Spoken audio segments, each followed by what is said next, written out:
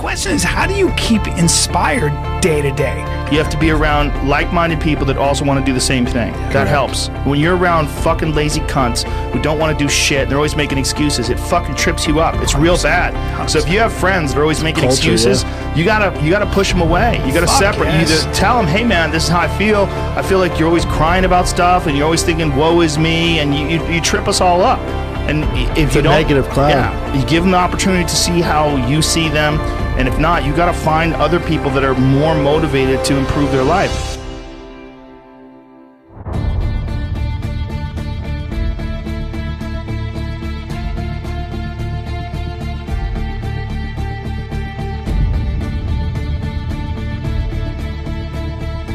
You know, I love bodybuilding and I love the sport and all that, but this whole thing goes way beyond.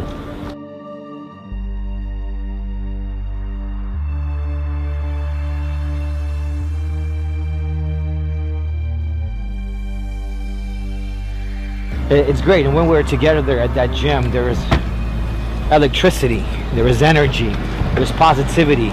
You know, bodybuilding is a very selfish, very egocentric sport, and this whole thing is changing the perspective of mine and of these human beings as well that, you know, came to this camp.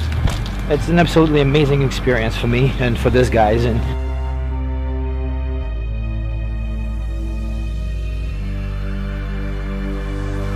focus on being successful and becoming great, because it's the easiest thing to go and talk and run your mouth. You know, it's even easier to go beat someone up, but that's just, you know, so much on the line. You have to be, you know, smart enough to put your ego and set your ego aside and focus on yourself and work harder. People hate when you're successful. You know, you hit them with more success and they're gonna hate you even more, but that's what really hurts them. You know, because hating someone is, you know, is never a great thing, and you will never become great by putting someone down. So I was really OCD when I was younger. I just loved bodybuilding. I wasn't competing, but I just knew that I had to be doing what I was doing at that time. I didn't miss a meal for like 10 years. I ate every 3 hours, even when in my sleep. Shit, man, I've done the same thing day in, day out for so many years. That's the definition of patience. I was giving it 100%. So whatever the fuck you're doing, give 100%. No regrets, don't look back, go forward. If you make a mistake, you make a mistake. Hopefully you'll figure it out and learn and progress, but it's better than not doing anything and sitting on your ass. I learned that when your body gets tired, when you feel a burn, you still have more. You still have another 5 reps left in you, you know? I didn't just wake up like, holy shit. I didn't just wake up jacked. I didn't wake up the way I look now. It took me 23 years. It's all a matter of how much you put in and how much it means to you. You will get results. You will get better. When you really, really want something, you find ways. If you don't have the mentality, if you don't have the strong mind, if you don't believe that's possible, then you're not gonna get very far. I just knew one thing, and that was that I had to do this. Whatever it was that I was doing, the eating, the training, the bodybuilding, I just knew I had to do it. If you asked me why, I couldn't tell you. It was just a feeling. I knew that I needed to be doing this. It felt right. And any time that I had a lapse in training or I missed meals, it didn't feel right. I didn't feel good. So you always got to pay attention to the way you're feeling. You can't force something. If you're doing something because you think it's the right thing to do, but you don't feel good doing it and it doesn't feel right, doesn't sit right with you, it'll never work out. It won't last and you won't be successful.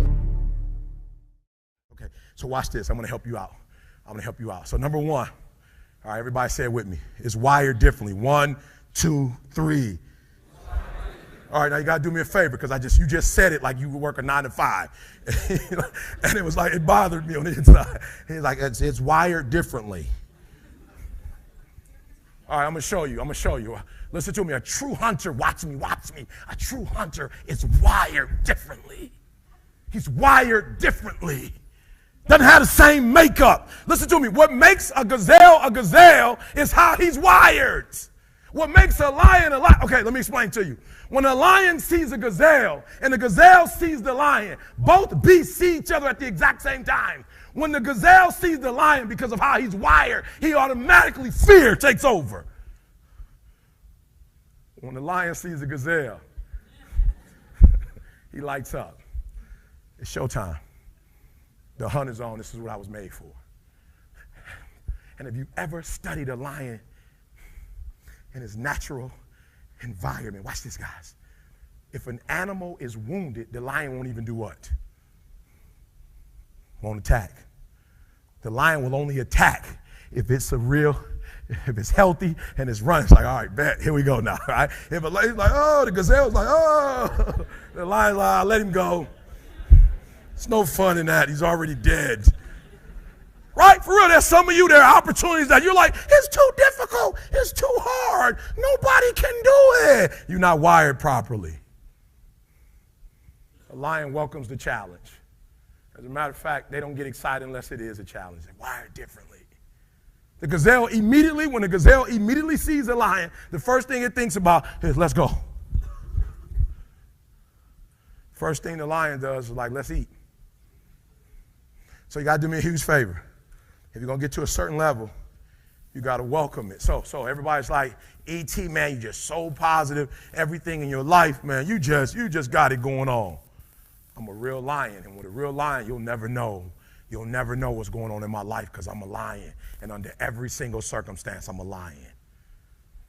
So I lost 5 aunts to cancer in the last 6 years. I lost 2 last year. Lion, still TGIM, still. You never saw it. This is a special service announcement from Eric Thomas and ETA. My aunts have died, therefore we'll be taking a 6-month hiatus from TGIM. No, actually, my aunt's death made me go and do TGIM like I never did it before. Most of you heard the mixtape, not even a year ago, went to the doctor's office with my wife. Look, guys, you always know something's wrong when it takes your physician like 45 minutes to 50 to come in, like doesn't take that long. Physician comes in, puts up the x-ray, shows my wife, points to the brain, and said, we found 7 lesions on your brain. I'm a lion. My wife looked at the doctor looked at my wife looked at me. I'm like, I don't have 7 lesions on my brain. Why is my wife looking at me? Because she's like, you a lion. And you're going to be able to tell me if I can get through this or not. And so my wife looks at me. I'll be honest with you guys. When they first told her she had 7 lesions on the brain, she didn't break a sweat. But then they said, you're going to have to stop working until we find out what it is. And she said, how long? I said, 3 months, 6 months. She said, I got to stop working because she's a beast. So the disease didn't bother her, but the fact that you can't hunt anymore, that bothered her. So my wife looks at me and says, no words, but she kind of looks at me like, okay, this is terrible. We've been together since we were 16. You've helped me to get out of everything. What now? I said, we can, we will, we must. We got a son graduating from college. You need to be there. We got a daughter that's going to finish high school in 2 years. You need to be there. You can get through this. Oh, I'm wired differently. I didn't start crying. I didn't say, why me? Why my wife? I'm doing good to the world. I'm not hurting anybody. Why me? I'm wired differently. A t-shirt came from it. A video came from it that has over 1 million hits that inspired people called what? I can. I will. I must. Turn it into a t-shirt. We turn tragedy into triumph. That's what lions do. Lions don't cry. Lions don't give up. Lions don't quit. Lions hunt. That's what we do for a living. And if you are a true lion, it does not make a difference what the circumstances is. So what? We're in a recession. We made more money in a recession than we've ever made before. As a matter of fact, it was the recession that birthed us. We welcome the recession. Y'all need a motivator now more than you've ever needed one before. It's a recession. Guess what? It's showtime. This is where my gift is needed the most. The world is in a fix. I got it. Listen to me very closely. If you're going to walk 3 years, Glenn said it, 3 years, that dream that you have, that money that you want, if you're going to make it happen, you're going to have to be wired differently.